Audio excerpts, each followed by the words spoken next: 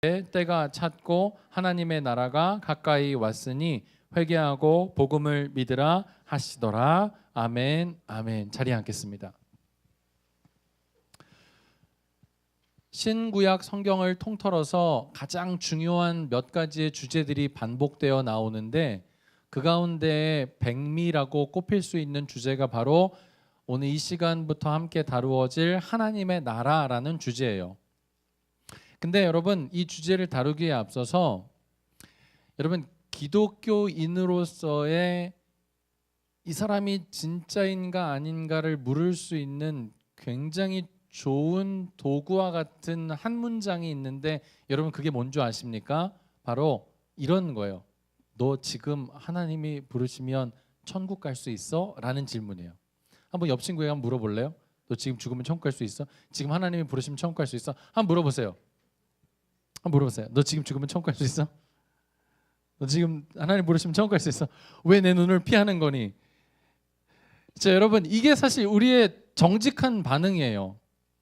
왜냐하면 지금 죽는다는 생각도 하지 않을 뿐더러 지금 죽으면 천국 갈 수 있을까라는 질문 앞에 우리가 본능적으로 드는 생각은 뭐냐면 내가 지금 똑바로 잘 살고 있나? 이런 거죠. 내가 지금 어떤 천국에 들어갈 수 있는 기준치를 넘어가는 인생을 살고 있나? 라는 질문일 거예요. 스스로에 대한 질문. 하지만 여러분, 이 질문에 대해서 그 어느 누구도 100% 확신에 찬 마음으로 당연하지 라고 대답하기에는 우리의 삶이 참으로 부족하다라는 것을 여러분, 누가 알고 있어요? 내가 가장 잘 알고 있어요. 여러분들이 저를 보는 모습은 목사의 모습이고 날마다 이렇게 수트를 차려입고 타이를 맨 모습으로 보아지지만 여러분, 이번 주에 저희 아들이 저에게 하는 말이 뭐였냐면 아빠 요즘 왜 그렇게 살아? 아빠 운동 안 가? 운동 안 해? 그 말이에요. 이게 내가 집에서 나가기를 원해서 그런 건지 아니면 진짜 내가 걱정이 돼서 그런 건지 뭐 모르겠지만 어쨌든 일주일 동안에 저희 아들한테 들었던 말이 대략 그런 말들이었어요. 제 자신조차 숨길 수 없어요. 하물며 우리 눈에 보이지 않는 하나님을 어떻게 속일 수 있겠습니까? 근데 여기에는요, 여러분, 우리가 잘 속고 있는 맹점 하나가 있어요. 하나님의 나라는 우리가 생각하는 그런 기준으로 가는 나라가 아니라는 것이죠. 우리 어릴 때 주일학교에 배웠던 아주 우리의 입술 가운데 여러분 불렀던 찬송이 하나 있는데 여러분 그거 알아요? 돈으로도 못 가요. 하나님 나라. 뭐 지위로도 못 가요. 뭐 이런 거 못 가요. 하나님 나라. 뭐 하면 가는 나라? 거듭나면 가는 나라. 하나님 나라. 믿음으로 가는 나라. 하나님 나라. 이 절이 굉장히 은혜스러워요. 뭐 잘생겨도 못 가요. 하나님 나라. 뭐 어여뻐도 이뻐도 못 가요. 하나님 나라. 뭐 그런 거예요. 위로가 되죠, 굉장히.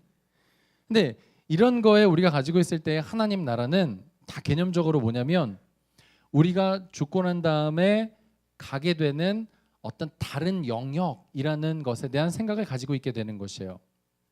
이게 왜 이런 거 하니? 한자 문화권에 있는 나라들이 가지고 있는 하나님 나라에 대한 개념이에요. 천국이라고 말할 때. 왜냐하면 여러분 1세기에 하나님의 이름은 너무나 거룩했기 때문에 실제로 음가를 내어서 하나님의 이름을 부를 수 없었습니다.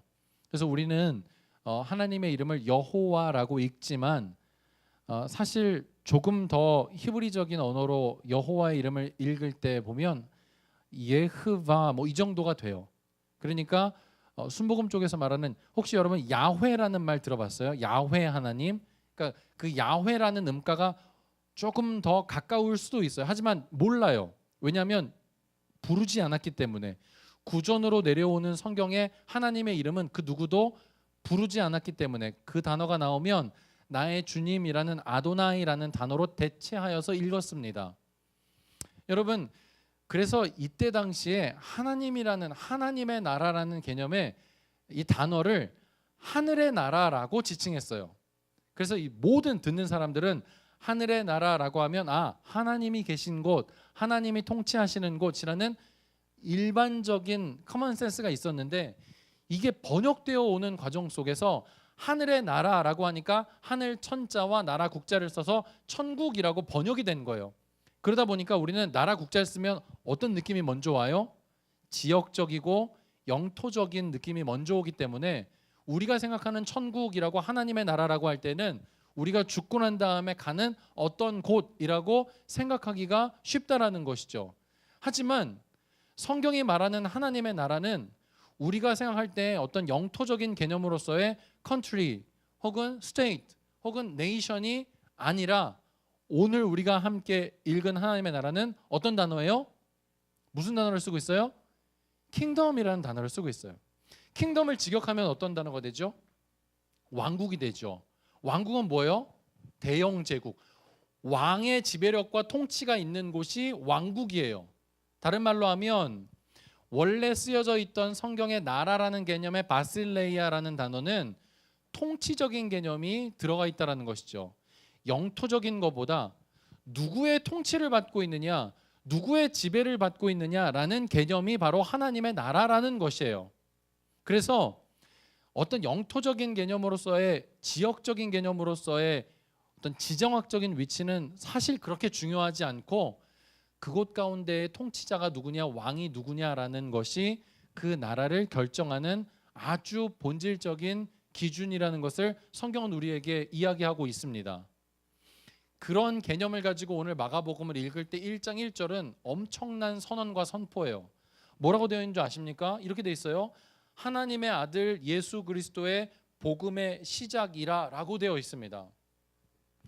하나님의 복음의 시작, 하나님 나라의 시작으로서의 선언을 알리는 마가복음 1장 1절이라는 것이죠. 근데 여러분, 이 마가복음은 굉장히 중요한 성경이에요. 4가지의 복음서 중에 가장 먼저 쓰여진 책이고요.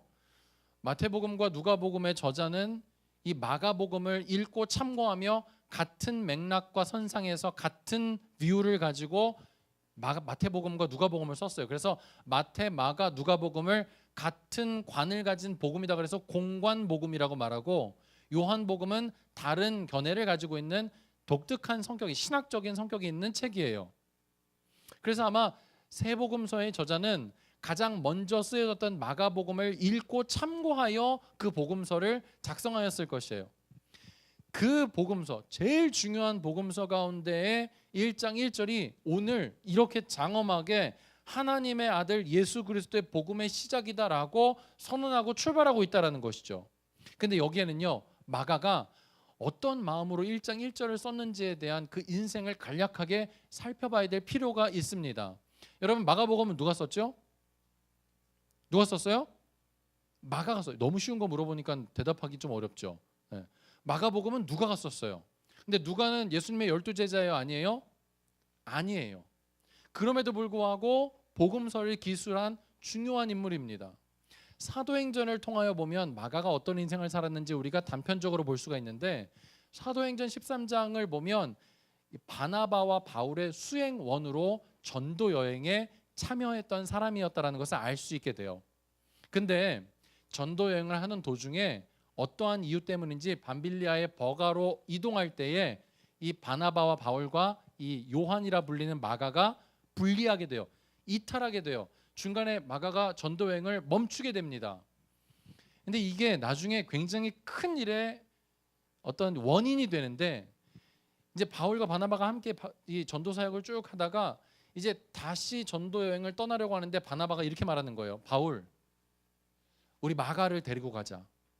그랬더니 바울이요, 욱 하는 마음으로 바나바와 함께 다툽니다. 근데 우리가 늘 바울과 바나바와 바울 이렇게 이야기하니까 이게 거의 비슷한 연배의 같은 동급의 사람이라고 생각하기 쉽지만, 사실 바나바와 바울은 어떤 관계냐면 스승과 제자의 관계예요. 여러분, 다니엘과 세 친구, 욥의 세 친구 우리가 이렇게 해서 익숙하지만, 여러분 욥과 세 명에 등장하는 사람은 친구가 아니에요. 사실은 이 욥의 이 세 명의 친구는 나이가 훨씬 많아요. 훨씬 많습니다. 바울과 바나바도 동역자이긴 하지만 동급의 사람은 아니었어요. 바나바가 이 당시에 훨씬 더 영향력이 있는 사람이고 바울보다 스승격 되는 사람인데, 이런 다툼과 분쟁이 일어나면 당연히 누가 무릎을 꿇어야 돼요?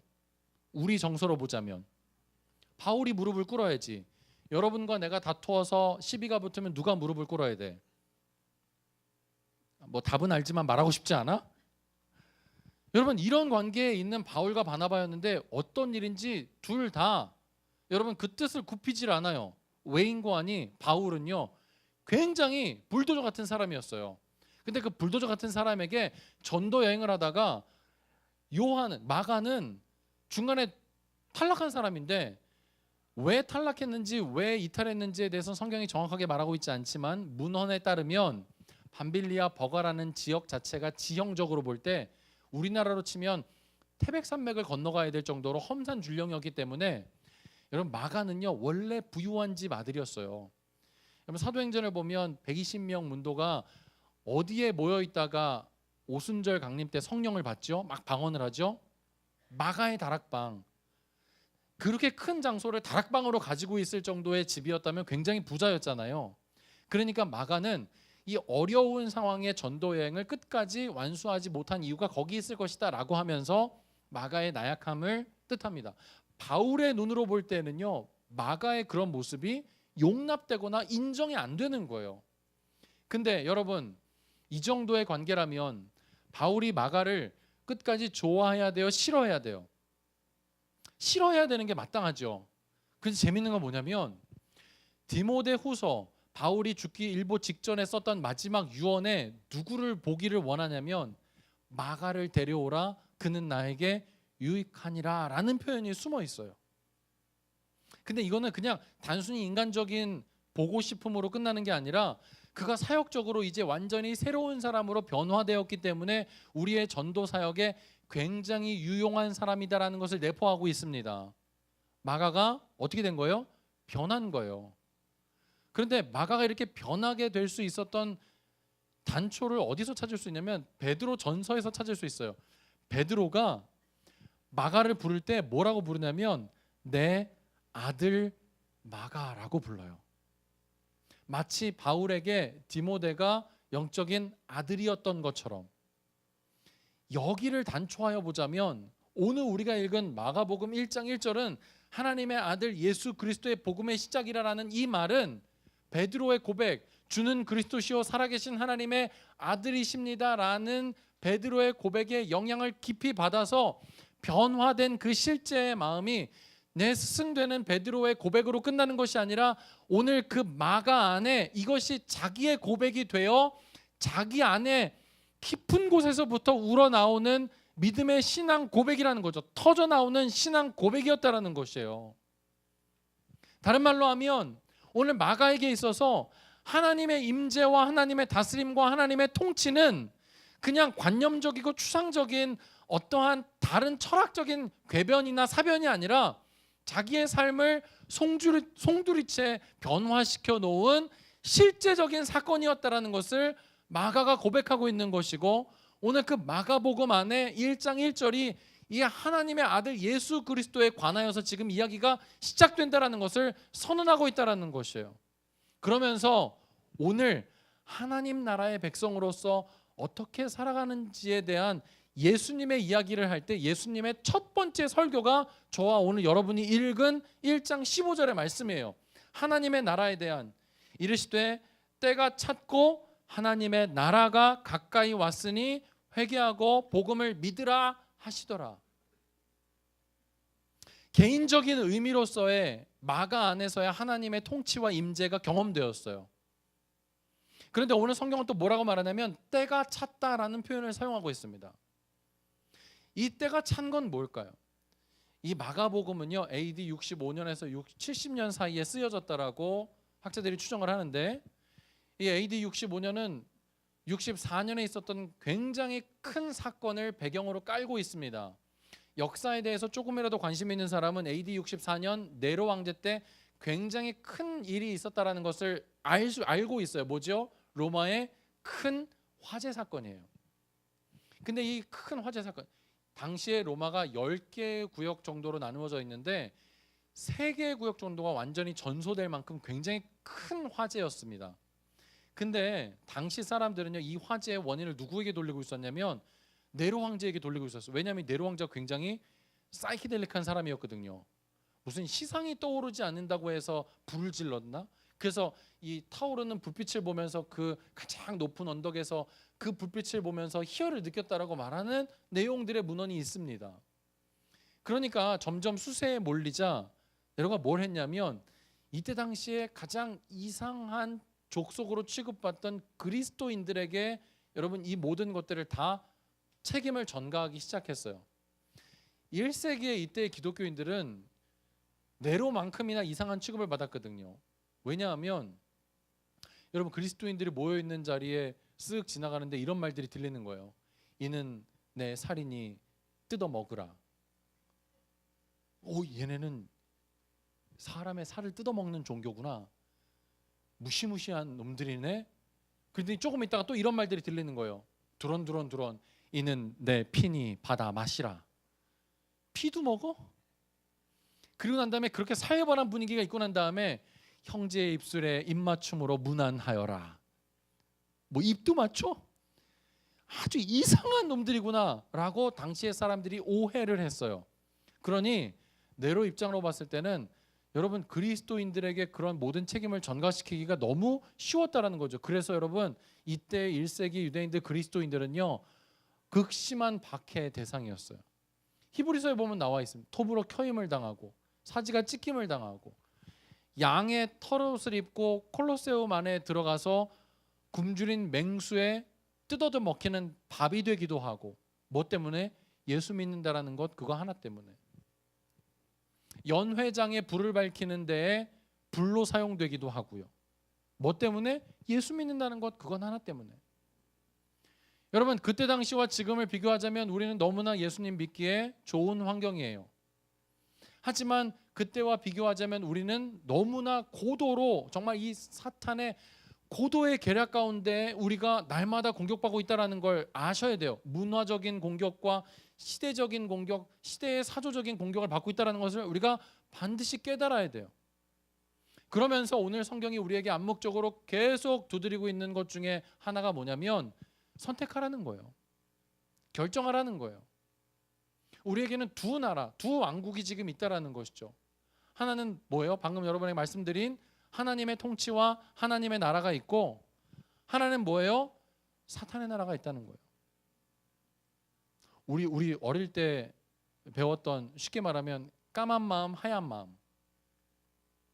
회색 마음은 없어요. 우리 안에 회색 마음은 있을 곳이 없어요. 우리는 뭐나 뭐 둘 중에 하나요? 까만 마음이든지 하얀 마음이든지 둘 중에 하나인 것이에요. 우리는 하나님의 통치를 받는 하나님의 백성으로 살아가든지 혹은 사탄의 지배를 받으며 사탄적인 영역 가운데 그렇게 살아가든지. 근데 여러분, 제가 지난번에도 아니죠, 작년에 말씀드린 거니까 여러분에게 말씀 안 드렸군요. 사탄은요 절대로 자기를 숭배하라고 말하지 않아요. 예수님은 나를 믿으라 그렇게 말씀하시죠. 그런데 사탄은 절대로 나를 믿으라라고 말하지 않아요. 나를 숭배해라, 나를 예배해라라고 절대로 말하지 않아요. 그 대신에 뭘 말하냐면, 야, 너 편한 대로 해. 야, 너 재밌는 대로 해. 야, 네가 기준이야. 야, 삶의 주인이 바로 너야. 그러니 너를 섬겨라고 말하는 것이에요. 이를 통하여 뭐예요? 사탄은요 자기의 백성들을 늘리고 싶은 마음은 추워도 없어요. 뭐만 보면 돼요? 그냥 예수 믿는 하나님의 나라가 무너지고 파괴되는 것, 그것이면 만족하는 아주 그냥 악의 끝장, 그냥 멸망과 파멸만 좋아하는 그런 존재가 사탄이에요. 그래서 여러분, 나를 사랑하고 나를 섬기는 그 길의 끝자락에는 뭐가 있냐면, 여러분, 파멸과 멸망과 부서짐과 아픔과 깨어짐과 절망밖에는 없는 것이에요. 이게 사탄의 나라의 종국이라는 것이죠. 오늘 그것을 위해 살아가겠느냐 아니면 하나님의 지배를 받고 살아가겠느냐, 우리는 이 두 나라 사이에 경계는 없습니다. 그래서 오늘 예수님이 첫 번째 말씀으로 뭐라 하냐면, 너희가 이 하나님 나라의 복음을 위해서 두 가지를 해야 된다. 첫 번째 뭐야? 회개하라 라는 뜻이에요. 돌아오라는 거예요. 너희가 살아가던 삶의 그 길의 방향을 돌리라는 것이에요. 여러분, 우리는 모두가 다 사탄의 지배를 받는 사탄의 나라에 태어난 죄인들입니다. 간혹가다 이렇게 질문해 오는 친구들이 있어요. 목사님, 목사님, 내가 뭘 그렇게 크게 잘못을 했다고 자꾸 지옥 간다고 그렇게 말씀을 하시나요? 목사님, 제가 남에게 크게 막 해코지하거나 남을 그렇게 막 괴롭히거나 남을 그렇게 막 크게 위해를 가하거나 손해를 입히지 않고 살았어요. 그냥 소시민으로 그냥 그렇게 살아온 저의 삶인데 왜 자꾸 저에게 나쁘다라고 죄인이라고 말씀하십니까? 근데 여러분, 여기서 중요한 게 있습니다. 우리는 죄를 지었기 때문에 죄인이 아니라 죄인으로 태어났기 때문에 죄의 부산물을 먹고 마실 수밖에 없는 존재들이라는 거죠. 다른 말로 하면 우리는 가만히 살다가 가만히 지옥 가는 게 너무나 합리적이고 합당한 인생들이라는 것이에요. 그런데 그 가만히 살다가 지옥 가는 인생들의 불합리하고 언페어한 일들이 일어나는데 그게 바로 돌이킴의 일들이에요. 우리가 살아가는 삶의 방향성이 돌이켜진 것이죠. 어디로? 하나님의 나라로. 유구에 흐르는 역사 가운데 이제 때가 차서 예수님이 그 역사 가운데 개입해 들어오셨어요. 절대적인 사건이에요. 동서고금을 막론하고 이것은 절대적인 사건이에요. 영원한 진리의 사건이에요. 그건 옛날에 있었던 어떠한 한 일로 끝나는 것이 아니라 동서고금, 예전과 지금 막론해서 영원토록 절대적인 사건이에요. 하나님의 아들이신 예수님이 역사 가운데 개입해 들어오신 것, 그리고 이걸 통해서 뭐가 나타나냐면 하나님의 나라가 이제 뭐한 거예요? 시작된 거예요. 지금까지의 그 선지자들과 그 수많은 왕들과 수많은 구약의 그림자들 예고편, 이제 그거 다 끝났고 이제 진짜 본편이 시작되는, 영화가 시작된 거예요. 여러분, 영화 보러 들어가가지고 정말 광고가 요즘에 기발한 광고들이 많잖아요. 그거 알죠? 누가 이렇게 있다가 막 이렇게 광고로 나오는데 광고가 말을 걸어. 근데 안에 있는 사람 중에 한 명이 대답을 해. 그리고 일어나가지고 문 밖으로 나갔는데 그 사람이 영화 안으로 들어와. 혹시 이거 본 적 있습니까? 기발해요, 요즘에. 근데 그게 너무 기발하고 재밌다고 해서 영화를 보러 들어갔다가 본편 시작도 안 했는데 난 진짜 만족해. 나 오늘 충분해. 나 이것이면 좋게. 그러면서 밖으로 나오는 사람이 있나요? 없지요. 우리는 그런 사람들을 보고 바보라고 그래요. 영화의 본편이 시작됐어요. 이제 진짜 시작이 일어났다는 것이죠. 그거에 대한 사인이 뭐예요? 그거에 대한 표징이 뭡니까? 예수님을 통하여서 병자가 병이 나아요. 귀신에 묶였던 자들이 그 묶임이 풀리게 되는 역사가 일어난다는 것이죠. 먼저는 그 하나님의 나라가 어디에 임할 때? 우리 마음에 임할 때. 그리고 그 사람들을 통하여서 어떤 일이 일어납니까? 여러분, 이 세상 가운데 하나님의 나라가 점점점 퍼져나가고 있는 것이에요. 근데 진짜 재밌는 건요, 오늘 마가가 이 예수님의 말씀을 무엇으로 쓰고 있냐면 직접 화법을 통해 현재형으로 쓰고 있다는 것이에요.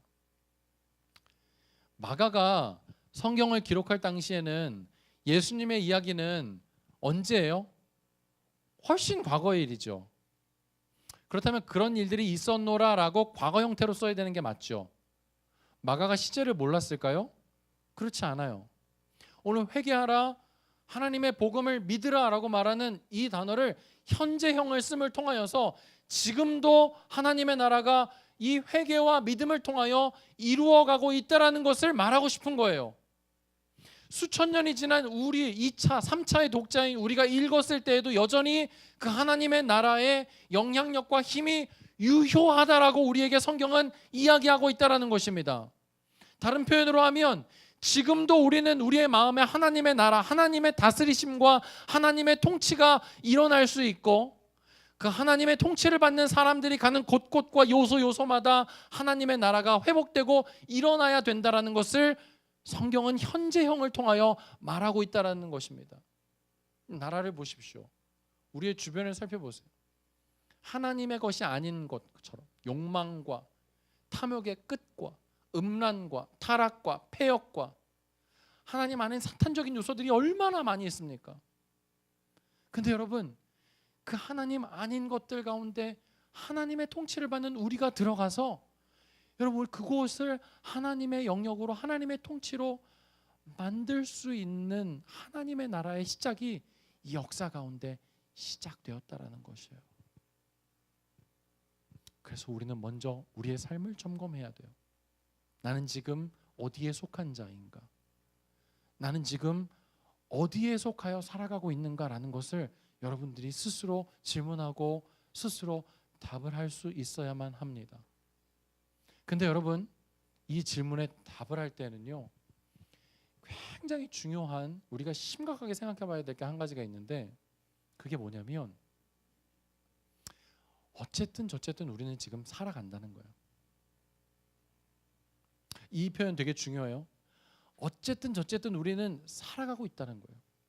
내가 하나님의 통치를 받으며 하나님의 뜻대로 열심히 살아가는 삶의 모습이든, 혹은 그저 대충대충 누군가에게 보여지는 것만으로 하며 살아가든 우리는 어쨌든 살아간다는 거죠. 예를 들면 이런 거예요.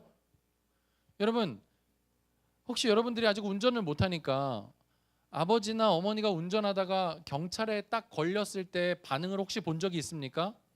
그때 여러분 1번, 아유 내가 잘못했어, 언젠가는 걸려야 될 건데 내가 걸렸으니까 그거에 대한 합당한 벌을 받는 게 마땅해, 창문 찡 내면 경찰 아저씨 비싼 걸로 끊어주세요. 여러분 이런, 경찰 아저씨 제가 잘못했어요, 비싼 걸로 끊어주세요. 여러분 이런 사람 본 적 있어요? 여러분의 부모님이 이런 거 있어요? 대부분의 사람들은 뭐라고 생각하죠? 오늘은 내가 뭐가 없는 거야? 재수가 없는 거야. 오늘은 재수가 없어서 걸린 것뿐이야. 여러분, 수없이 많은 범죄의 마음들이 우리의 마음 가운데 있는데 그것이 발현되어서 교통법규를 지키지 않았는데 그날따라 재수없게 그 자리에 누가 서 있었던 거야? 경찰이 서 있어서 내가 걸린 것뿐이지. 그러면 다음번에 뭘 해? 이제 법규를 지킵니까? 다음번에 뭐 하죠? 더 열심히 살피지. 뭘 살펴요? 경찰이 있나 없나를 아주 불꽃 같은 눈동자로 그냥 360도를 막 살펴보는 거야. 여러분, 처음에 혹시 딱 위법을 했을 때 경찰 아저씨 제가 잘못했어요 라고 말하던 사람도 한 번, 두 번 걸리지 않으면 그 마음에 어떤 마음이 들까요? 나중에 경찰한테 걸리면 에그머니나 오늘은 재수 없는 날이었네 라고 생각하는 거죠. 그런데 오늘 성경은요, 우리 안에 뭘 말하고 있냐면 그 잠재되어 있는 죄까지도, 잠재되어 있는 우리 마음의 다른 우상과 같은 것들까지도 모두가 다 하나님의 통치 영역 아래로 돌아와야 한다라고, 회복되어야 한다라고 이야기를 하고 있습니다. 그게 온전한 통치, 온전한 사랑이에요. 여러분, 우리는 하나님과 함께 깊이 있는 교제를 하며 그분의 통치를 받으며 매일매일의 삶의 순간을 그냥 어쨌든 살아내는 존재가 아니라 매일매일의 삶을 의미 있는 삶으로 방점을 찍을 수 있는 그 기회와 특권을 가진 사람들이라는 거죠.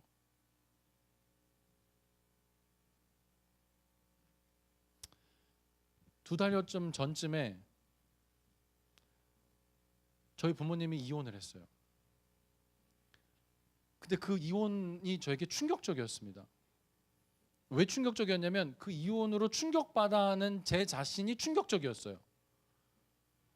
왜냐하면 우리 부모님은 거의 20년 동안이나 별거를 해왔기 때문에 20년 동안이나 따로 사신 분이 이혼한다라는 것에서 충격을 받을 이유가 없다라고 생각했는데 충격을 받았다라는 게 충격적이었기 때문이에요. 여러분 20년 동안 저희 어머님과 아버님은 부부로 사셨어요. 부부였어요. 하지만 그분들에게 있어서의 20년은 그냥 흘러가는 시간에 불과했다라는 것이에요. 저와 제 아내가 여러분 이제 10년이라는 시간이 지나고 난 다음에 막 연애의 감정이 막 지금 나는 막 아내의 자는 발끝만 보면 막 심장이 콩닥콩닥 거리고, 그 미친놈이죠.